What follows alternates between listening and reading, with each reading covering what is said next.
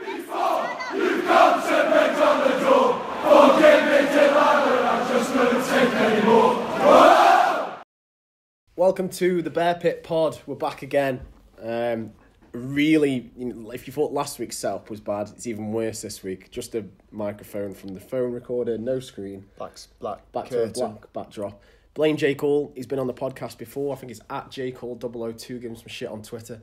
It's his fault because he sent me back the adapter and something else, and it's all broken because he didn't package it in any, padding. Are you going to send him a bill for that? I'm sending him a bill for that, and he's picking up that bill. Is he? He fucking will be. There's been some big news in the world of Stoke City. We'll go into the game first, but obviously... We signed a right back. We signed a right back. Yeah, big news. No, it's the manager's gone. Yeah. But first, let's go over the Coventry game. We went into it. We played a fairly strong side. Very strong side. Yeah. Very strong side. Especially to a League Two side. Yeah. And we should have... I'm not sure how much of it is the players aren't motivated now or the down tools. I'm not sure how much of that comes into it, but it was a terrible performance. Coventry should have been 3-0 up in the first half. They did go 1-0 up. That first goal, when I watch it back now, it kind of encompasses the lack of desire. It's the Coventry striker, I forget his name, but he come charging through, didn't he? Was it Willis? Willis, I can't remember now, but if you watch that goal back, he wanted that ball more than any Stoke player by a mile. He shouldn't have been favoured to that ball, but he just powered through the Stoke defence who were half asleep. And I thought that summed up the mentality of the players at the moment. He kind of stood and watched it, and this League Two players went straight for them all and got into the back of the net. It was a good header. And when you go 1-0 down like that in the mood at the minute, it's a recipe for disaster, really. The fans didn't take it very well. I didn't take it very well. I was living it up in the posh seats again. Prawn sandwich brigade. Did you have any prawn sandwiches? I didn't. Do you know what? Actually, praise to Stoke. You can see the difference in hospitality in League Two. Can you? In the Premier League. Yeah. So when it was Stoke, you get your gravy, your mash, your veg, your chicken, sign of quality. Yeah, bringing your drinks on hand. Coventry, they brought in 3 pizzas that looked like they'd been ordered from a takeaway. Yeah. And a bowl of chips. It's a shame we couldn't compete. We compete in the corporate sense, but not. Oh yeah, we've got them. Listen, if we should have gone through to the next round on corporate quality. We'd have smashed them, but we didn't. It wasn't. It comes down to what goes on the pitch. I'll tell you what disguises this horrendous result for me is the fact that Coventry are quite a big side. I keep forgetting the League Two because Coventry have got a decent history. They're a big club, far bigger than that league. We're a Premier League team, far bigger than that league. And it disguises it. If we'd lost to who else in that league? Forest Green, Rovers or Newport, are they in League Two? A team with a name not as glamorous as Coventry, this would hurt more in a weird way. I mean, it really hurts, but I feel the fact it was Coventry, not someone like Forest Green, disguises how bad a result this really was. It's a shocker. Shout out to the Rico as well, because it's quite the away day. You can get there and you go in the casino before the game's even kicked off. Great way to lose a couple of £100 before the 3 o'clock kickoff, which is brilliant. But yeah, we did get one back. Charlie Adam, penalty spot. I can't even remember much about the challenge that led to it. Ramadan won it, a bit of a jinky run into the box. Looked clear as day to me as a penalty. Charlie's celebration hinted of frustration, and the way he kind of went to the fans, I almost got the impression of get behind us. Maybe I was reading too much into it, but he was extremely happy to score that goal for whatever reason or his motive. It's just because it's his first in a while. It could have been. And then equalised. Here we go. We'll win now. Maybe their tails will drop. Here we go. Maybe he was celebrating that he'd got in a few thousand cans of iron brew before they changed the recipe. Maybe. Because I'm sure he has. Maybe. But yeah, like you say, it didn't work out in the end. And it was a grim afternoon when Grimmer scored for Coventry. Nice. Like working on that one for a week. Yeah, it took me a whole week to practice that. Very good. And yeah, they took the lead. It was sort of a snapshot. I think it took Jack by surprise. He should have done a lot. Yeah, it's poor from Jack, wasn't it? I thought he'd have done a lot better with that. Is Jack Butland playing well this year? He's not playing as well as we. I mean, he's been bombarded because his defence is shite, but I don't think we've seen him play as well as he can. No, his confidence looks a shot to the next man's. But yeah, poor from Jack that was. He Premiership. Well, we're keeping such expectations of him. He should be saving that. Yeah, I thought he'd have that covered off after I've watched it back a few times. When I saw it first off, I thought, God, what a strike. Watched the replays when I got home, etc. I thought, he should be saving that. Maybe the snapshot, like I say, the guy hardly had taken a touch and just unleashed it as quick as he could, which worked out for him. Hughes tried to rescue it through on Juve, Shaq and Crouch, I think, to try and get the point back. We did have a few Juve started, chances. didn't he? Oh, sorry, Juve might. Juve started, did he? Because he missed bloody chance after chance. Listen, the alcohol flows in that corporate box. Yeah. Can't remember much. But yeah, I know that Shaq came on and Crouch came on. They both came on. Yeah, 100%, Yeah, they definitely came on. But nothing could save us. You know, we did bombard them for the last 10, 15 If you're being completely... Ignore the fact that we're playing shite in Coventry League 2, did we deserve to draw that game? No. Not at all. Coventry were the better Not side. at all. 100%. I think everyone will agree with me on that. Coventry were no doubt the better. They should have been 3-0 up at half time. Shocker, isn't it? Awful. It's a shocker, that. Their pitch, by the way, was a disgrace. Well, it's a rugby pitch in it, and it showed.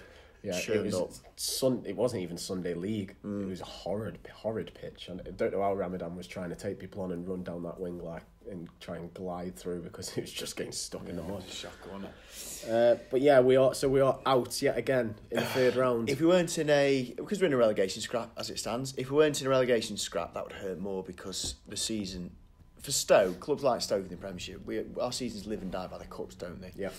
We've exited the cups to teams in divisions below us very early on this year.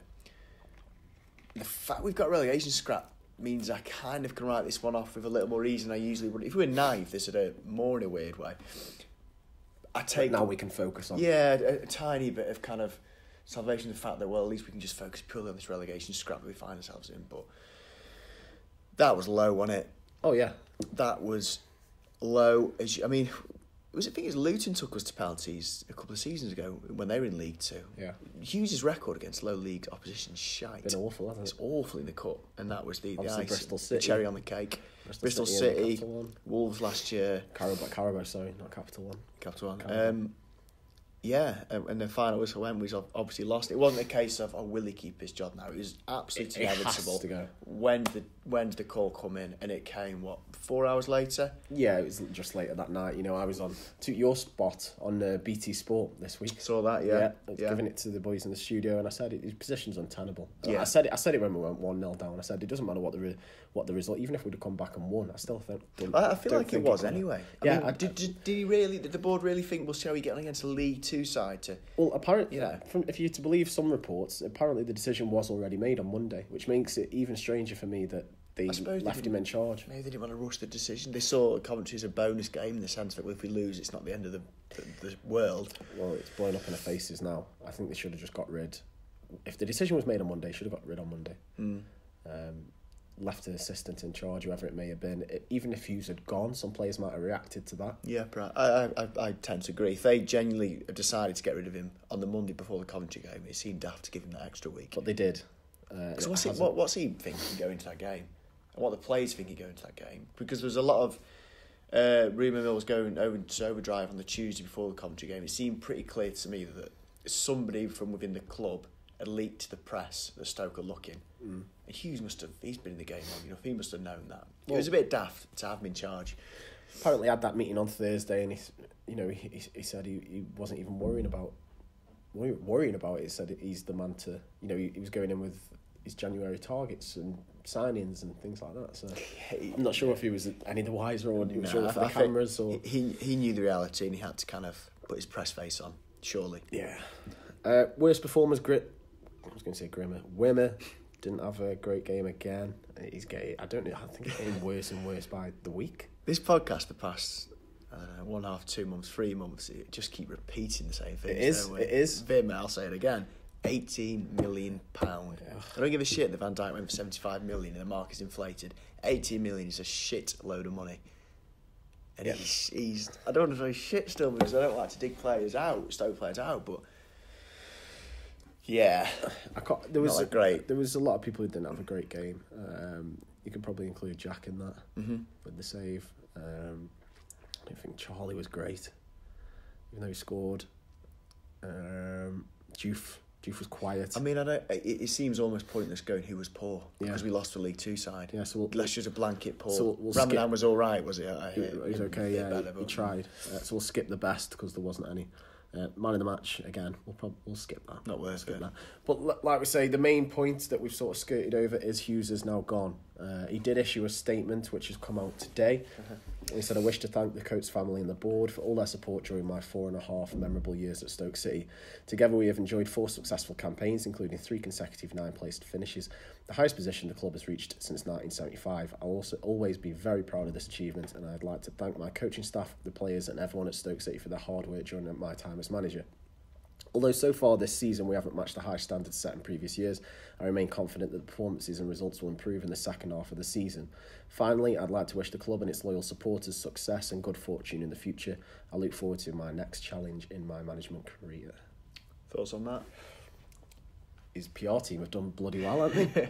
He hasn't wrote that. He'd be taking digs at train doors and all sorts. No, if it is written by him, it's a classy move. Wasn't quite the statement that TP put out when he left. I remember that being... I had a tear in my eye with that one, I think.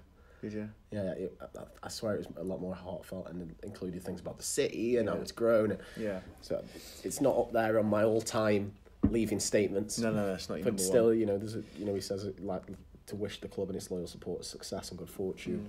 Obviously, he does have the record of the highest position the club's reached since 1975. Yeah. It's not all bad. There was the Stoke owner. The first 2 years were great. Yeah, I tweeted that. I rarely tweet, as you know, Al. Yeah. I took to Twitter on if Saturday. If you take to Twitter, bloody hell. Means you can be asked. But I did say on Twitter, Mark Hughes' legacy at Stoke will be defined by the next 4 months. If we go down, he'll be viewed as, very negatively. Yeah, he really will. If we stay up, I think generally in years to come we'll look back at fondly on Hughes' time. Then first 2.5 years, 3 years, I'd say, were great. Good to great, weren't they? There were some amazing moments in there. Definitely. I don't know if we're going to do a reflection now, but... Go ahead. 6-1 Liverpool. 6-1 Liverpool, yeah. That'll stay with the fans for years and years to come. That Man City game, that Christmas 2015, 2016. Yeah, so there was United, period, City, amazing. Everton 4-3. Stoke alone and Bojan. Firing the Shaq chip at Everton. Yeah. Brilliant. League Cup semi-final. Last minute. Arnie last minute penalty. Last minute penalty against Everton. There were some great moments. We played some amazing football. It was obviously the cup win on penalties against Chelsea at home. Mm-hmm. That was great. There's been some other brilliant moments as well that can't come to my head straight away. But there's no denying in those first 2 years it was good. It was brilliant. It was fantastic. It was great times. Some of the best times to be a Stoke fan. Some of the best football Stoke's ever seen. Yeah. It was a shame that he couldn't keep that up. Do you know? Well, very sweeping questions. But why do you think it went to sort of Hughes? I think he opted for safety, as in just got went too safe and too predictable.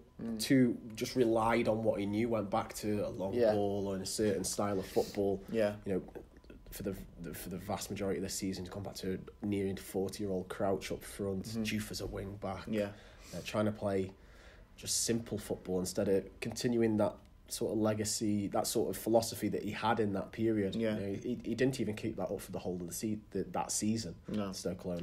Panic a little bit. Panicked towards the end and then reverted back to normal then. And using people like Johnny Walters and I think he went for it and then shit himself and didn't carry it on. Personally, okay. I feel recruitment is his biggest fuck up. He's been trying to replace Hoof in Zonzi and find a decent centre forward since he's been there. Replacements for Hoof, you're looking at Walshide, Vimmer. In Zonzi, went for Mbula. And then we got Berahino in up front. That's the spine of the team that he's failed to sort out time and time again. And massively messed up with it as well. Spent the best part of 50 million trying to get that spine right. Are we putting this all down to him? Or are we putting some down to Cartwright? No, you're right. I mean, today, the fullback we signed... Yeah, we'll get on to that. Without a manager... Yeah. Obviously screams out the manager's not making all these calls. So whether that was him or the team, the Cartwrights and Scholes, I'm not sure, but poor recruitment from the club as a whole underpinned for me a massive reason why it didn't work under Hughes. Massively. Yeah, it's his signings are what have killed him really, and then there's the obvious sagas with the Mbula going out on loan, your Bojan on loan. Muneza seems a strange loan this season. And you just mentioned him in a different context, but getting rid of Johnny Walters seems bizarre to me. I still think that now. I'm not saying he was the future going forward, but what I'd give for Walters and Bardsley, even Glenn Whelan, to be back in our squad now in this relegation scrap. Do you not agree? Imagine them three now when we've got our backs against the wall, are the exact sort of players I want. I don't think the same mentality would be in the changing room right now. Not at all. Not at all. I honestly believe that. Have we acted too late? I don't know. I get a time will tell, won't it? And the old cliche of we're a win away from lower mid-table. Who knows? In 1 month's time, we could be mid-table. I'm not trying to be dismissive and saying it's all rosy because it's not at all. And then you think it's kind of it's good work from Coates in the sense that he was patient. We weren't this kind of fire happy club, and I do respect Coates and the board for being like that. So if we finish mid-table, I will be quite happy and proud of my club for not being this modern sack the manager at the first sign of trouble type. Of course, if we go down, the answer to that's yes. I can't answer that now. I don't know. I don't know. I don't like gloating when I'm right, but radio phone-ins with Robbie Savage calling for a head in the summer seems like a very good.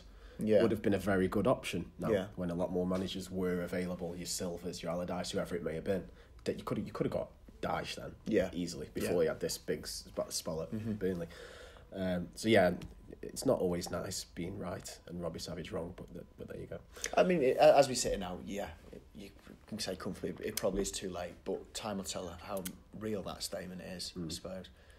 Robbie Savage is a salad. Just add that in as well. He's what, a salad? A salad. Is that an offensive term, that salad? Calling people a salad. I didn't know that was that. Not down with the kids, Craig. No, not at all. So the candidates at the minute, somehow, and I say somehow, I actually know why, but Bilic is the favourite. Can you tell us why? Well, he was 1-20 last night. Right. That is because Sky Bet make money from the silly specials, transfers, managers, and those markets fluctuate like mad. Okay. And it's all with the aim of making the money. I remember them releasing a statement about Allardyce for Everton before, the first time round, when it wasn't actually anywhere near the job, and they installed him as the favourite, put out breaking news. Odds change, markets change, people put money on it. Yeah, it did. It's happened with other jobs as well. Bilic was the 1-20 favourite last night, which is a mad price. That should be done deal. Yeah. I believe Bilic is actually absolutely nowhere near. I agree. I hope not as well. No, I believe not. The Sentinel have also come out and said that he's not even in contention for the job. Yeah. And apparently he's actually enjoying his time out of the game. He said somewhere he's not ready to get back into it. Yeah, he's enjoying his time. So we assume that's just a load of bollocks for now. I think we can part that one. Just put that one to the side, and I hope it is to the side. Yeah, I agree. Because I would not be too pleased with Bilic coming. Well, was it West Ham? He had a good season when they had Payet pulling all the strings, and then he dragged West Ham down there. Not enough evidence for him. Next up, O'Neill and Keane. Yeah. Your first choice, am I right in saying that? Yeah. They were several weeks ago, even months ago, I kind of quoted I'd like O'Neill and Keane, and they still are now. Some people confuse me by saying that it's not the right choice at all. It's a backward step. But I look at his record. He won 2 League Cups with Leicester. Ignore the fact he won the league. That's bizarre. I think he got them to another cup final. That's phenomenal. He got them up, kept them up. I think 3 or 4 top 10 finishes with Leicester. 3 top 6 finishes with Villa. This is Villa of the Championship now. Almost got them to Champions League. I know it's Celtic, but he got Celtic to the UEFA Cup final.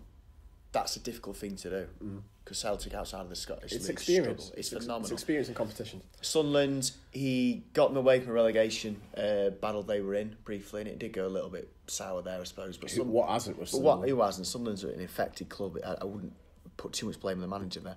And lastly, what he's done with this Irish team over the last 4 years is amazing. That squad is so average, and they got to the knockouts of the Euros. That's phenomenal. They beat Italy in the Euros. Almost got them to the World Cup. On paper, I don't think he's done barely anything wrong in management. I think he's perfect for us. Absolutely perfect. Him and Coates. And Coates? Him and Coates as a chairman and manager combination. I thought you wanted him on the touchline. Coates is just, I think it's a match made in heaven. I really think he could do really good things at Stoke. I really, and I'm baffled. People who think I'm chatting rubbish, please tweet in or comment or whatever. Tell me why I'm chatting rubbish here. Okay. But I can't see why. He's perfect for Stoke. I can see it. I can't see it. Apparently, he might have an interest in the job. The FIA want to keep him on as Republic of Ireland manager, though. And there was one report that they'll meet with him at some point and hope to keep him on for their Euro 2020 qualifying campaign. So I'm not sure what it'd take to prize them away. Obviously, it does look like a double package. You get Roy Keane and that. That's fine. We'll get Roy Keane as well. We need that. I'd have to put my personal differences with him aside if he was to become Stoke assistant. Yeah. I've got a long-standing feud with Roy Keane. So yeah, O'Neill and Keane do seem like a viable option. I'm fairly certain they will be the managers. You think they will? It just looks like it on paper. I think, Rowett. Next up is Gary Rowett, up-and-coming manager. Obviously had spells at Burton, Birmingham, took them out of the shit, and then he was strangely sacked when they were in 7th in the league. Obviously there was something going on there because they brought in Zola. Yeah, and it all went wrong. I think the board just saw the glamorous Zola. Board saw something wrong there, and obviously since they've been loitering around the bottom of the championship, he's taken over Derby, taken them from mid-table up to second in the league. They look like they could be heading for automatic promotion. Yeah, he is a young up-and-coming manager, and this guy seems like a lot of people's favourite choice. I think it's more of that he's a young, talented English manager, seems to be doing well with clubs, plays an okay brand of football, and I think one of the silver linings of this appointment will be, even if we were to go down, he knows the championship. So you've got a double sort of safeguard there. Yeah. Personally, I think I'm going to say that Rowett is my first choice. Would you? I would. Derby have since been all over this. They really want to keep him.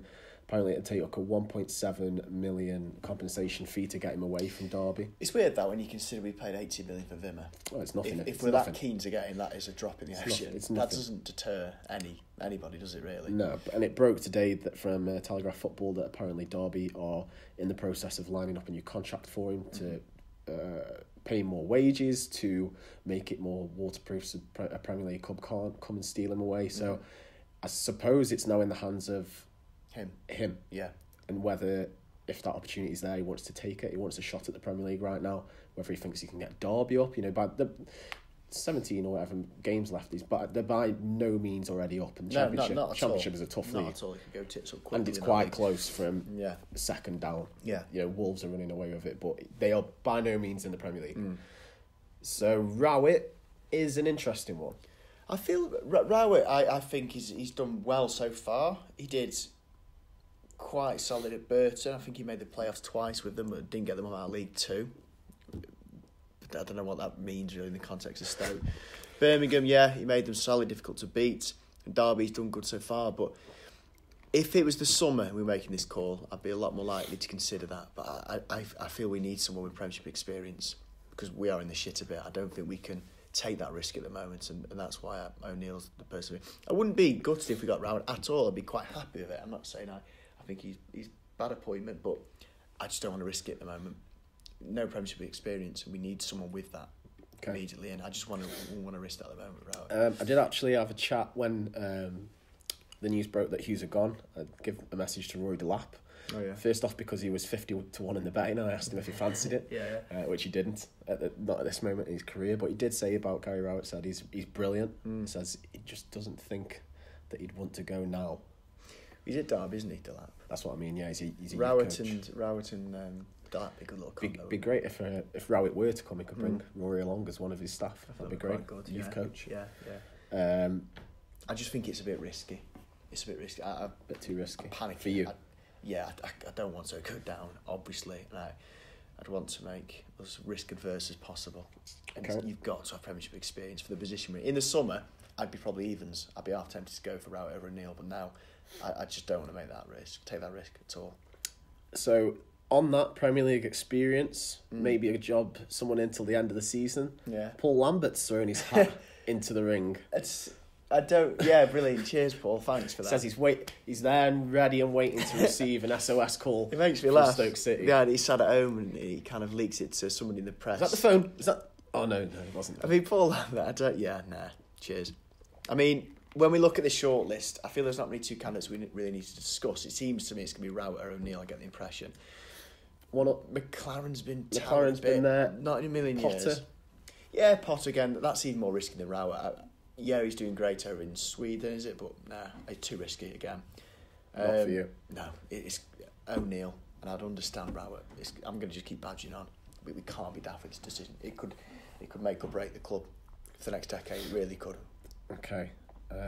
You did a poll on the Bear Pit page, didn't you? Yeah, O'Neill won it.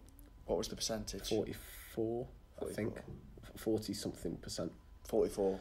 Wise. 44%. Yes, 44%. Went for O'Neill. Yeah. Out of 1,300 votes. Okay. Second was Rowett, Rodgers third.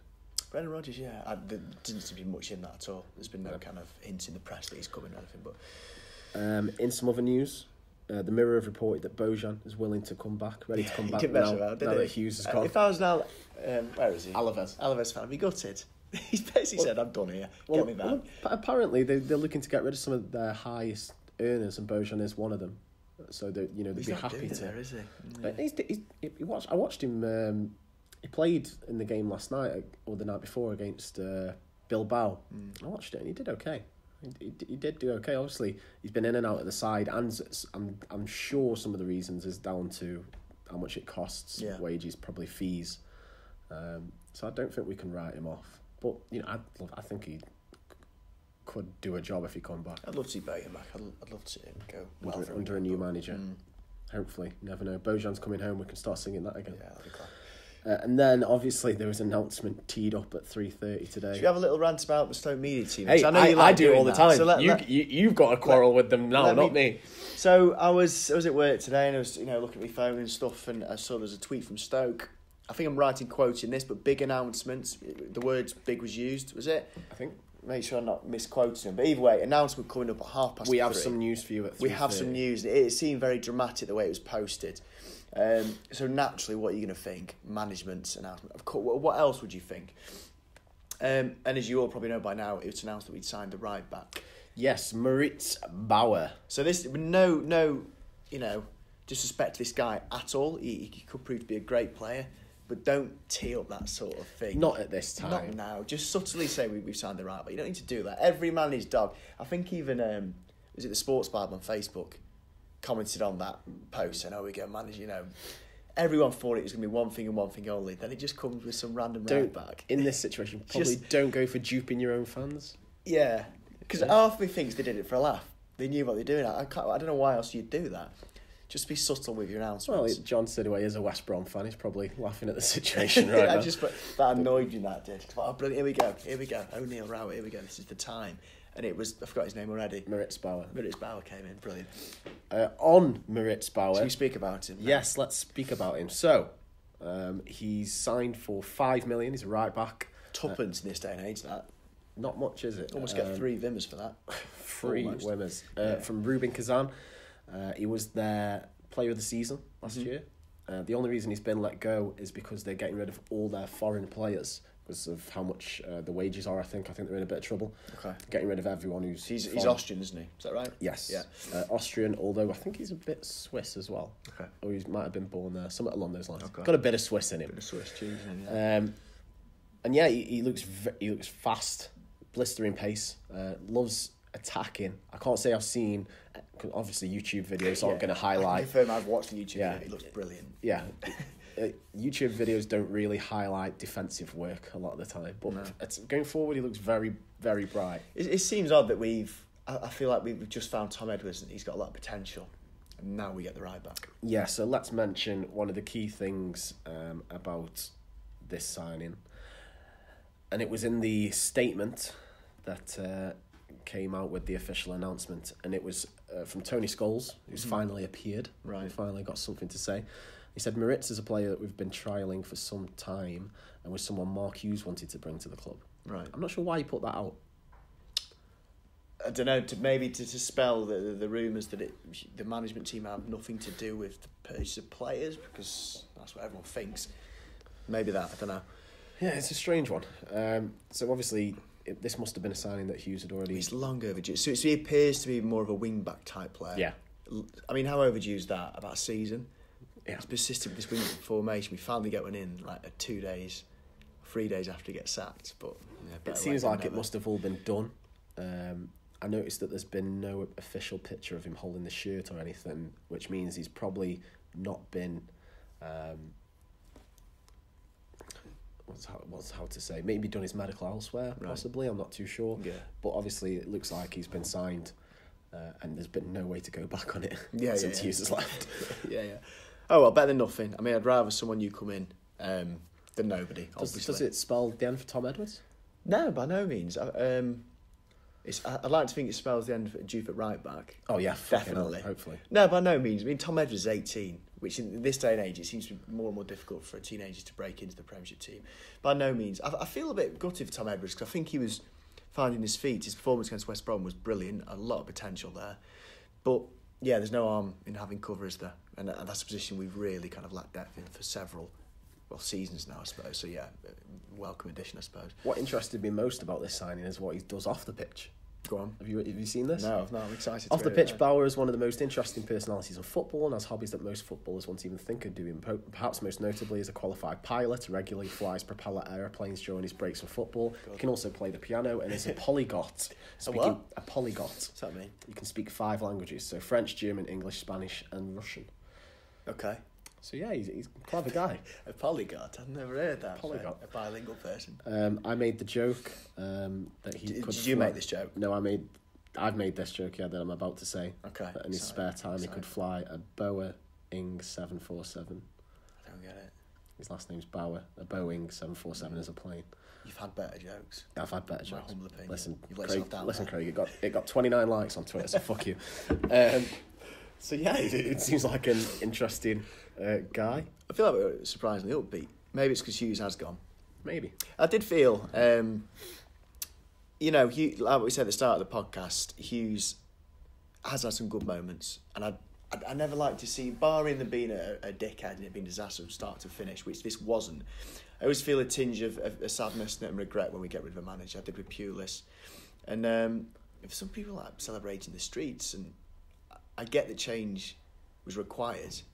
Definitely required. It definitely required, but I always think it's sad when something doesn't work out because naturally it means the team aren't performing by definition. I'll hold back saying thanks for all the memories until the summer, but yeah, it's a shame. I did like Hughes.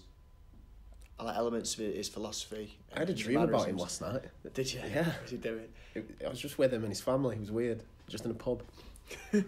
Right. I can't say what happened in the rest, but it didn't involve Hughes or his family. No, one of my friends came in and something else happened, but I definitely can't say. Yeah. Weird dreams. Yeah. That's what Hughes has been doing to me, nightmares. Yeah.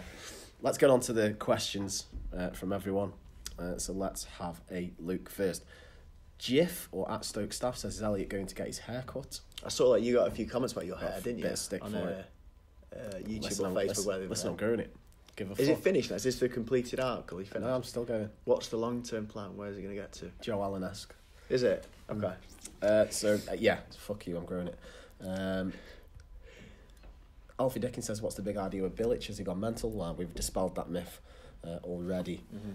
Insight. Marcus at Stokey 23 says, if you turn on Sky Sports News tomorrow and the yellow bar was going across with some Stoke City breaking news, what would be the best case scenario? Well, how realistic can we be? Ancelotti. But yeah, realistically, mine or nil. Yeah, and I'm going to say Rowan. Just that personal preferences. Guardiola, maybe. Alan Leach says, have you both been able to keep your New Year's resolutions? If so, what are they? I don't think I made one. I haven't made one. I think mine was get married, which is on track still. So yeah. Oh yeah, you're doing that. Yeah. We're trying to start the stag do as well, even though it's not in Craig's hands apparently. No. Let's have a look. Should Cartwright keep his job? That's a good question. I'm going to say no. I'm going to say no. I mean, I've got no real evidence or facts to go on. Because I'd love to know a really in-depth understanding of how we recruit players. But as I said earlier on, we've pissed some money up the wall. And what today showed more than anything is the manager is not really that involved in that decision. And thus it's got to be Cartwright who's driving that decision. So I think it needs to be looked into. Really, really do. I think one of the biggest reasons it went tits up at Hughes is recruitment. Cartwright does recruitment. Yeah, and he's looking. Any new manager comes in, I'd love them to just say, I don't get all this. This bollocks, mate. You coach, we'll bring him in. How does that work? How can you build a successful team, when you've got someone else buying them? It doesn't make any sense. I'd love to know and see what our scouting network is. I'd love to. I'd love to have more information about that. Louis Eccleston says, would you like to see Giggs down at Stoke? No. No, I mean, he says he could a name like that could attract big players. But people forget Martin O'Neill's won the Champions League twice. That's quite an accolade to tempt someone in. If you say, well, what have you done for? Won the Champions League twice. Roy Keane, if he comes with him, he's won it, of course. He won countless league titles. I think there's enough there with O'Neill and Keane. Yeah. James Ratcliffe, can the topic of Tim Sherwood be raised as a person? I think he would be an excellent candidate, and he's available. That's a joke, gotta be. It's got to be a joke. Next question. James Ratcliffe, you are having us on, aren't you? Got to be having us on. Let's have a look. A lot of people asking about the Bilic and Weiss odds on, but we've dispelled that. Go and listen to earlier in the pod if you've only just got to this bit. Alan Brenton is back after his comment last week. Was he the one about his mum? Yeah. Same, yeah. Because I did put, when I asked for questions, I put, please nothing about dead relatives this week. Alan Brenton said, in fairness, it was more... What knows what's going on there? Alan Brenton says, in fairness, it was more about her capability in comparison to the now ex-manager being dead was merely coincidental. For what it's worth, I'd like to see O'Neill on a short-term deal with him getting a big win bonus if we stay up. Everyone's a winner. And Potter in place at the end of May. If it's not working, we'll know by December with time to recover. If he is what we think he might be, we could have gold dust. The more I think about it, the more it looks like a bad idea to try and find your long-term manager in 1 week. Yeah, we haven't got much of a choice. Well, yeah, no, I agree. I think Moyes have done that at West Ham, haven't they? He said, we'll give you to the summer and then we'll take it from there. So I can... And I think Ireland don't have a competitive game until the autumn or something. So I suppose we could offer that to Martin O'Neill and then he can make the call properly in the summer. Dan Boone says, where would you like to finish? Top of the league. But yeah, top I of the league. don't know if he mean in what sense he means there. I assume he means, well, not in the bottom three. Maybe he means sexually. Would you take 17th now? I'd take anything, yeah. Just yeah, not in the bottom three. I'll answer that one with. Lastly, Liam Cope says favourite curry. Jalfrezi chicken tikka balti masala, I think it is. I always go for a dead hot one, but I change. I think heat can take away from the taste if you're not careful. No, I like sweating and do you? Being a bit in pain. Comfy. Why? It's not comfy. Self-harm. So that is the questions. Question of the week. The one about Cartwright. Yeah. Okay. So I think questions need to be asked. And then lastly, we'll come on to obviously Monday night. Man United away from home. Yeah, I feel like that's a bonus game to quote right Hughes. Who knows? We could have a new manager by then. Who knows? Yeah, I think it's quite a fortunate first game for whoever will be our manager at that point because it is a free pass, really, isn't it? It is anyway because it's your first game honeymoon period. But I take a decent performance regardless of the result. Just a bit of fight. You know what? If we lost 1-0, that's almost a decent. But just to solidify the defence and the structure of the team is what I'm looking for in that game. We're not expected to draw or win. Just to not shit goals left, right, centre. I can't wait for the day we can go to a top 6 team and not worry about putting a battered. performance. That would be lovely. Never know. Could have a new manager in by then. Could be a whole different team. We should do. We have to have one. No, I think we are going to have someone appointed by Man United. So that has been the Bear Pit Pod. Do make sure you drop us a like on YouTube, SoundCloud, Acast, iTunes, wherever you're listening. Give us a review, 5-star, nothing less. And that's been the Bear Pit Pod. A new beginning. New dawn on the horizon. Tinge of optimism, I feel now. Yeah. That we should push forward. And like I say, we're not that far from mid-table. By no means is this season fucked at all. Here comes Europe. Well, not quite. Let's not get that optimistic. That's been the Bear Pit Pod. See you next week.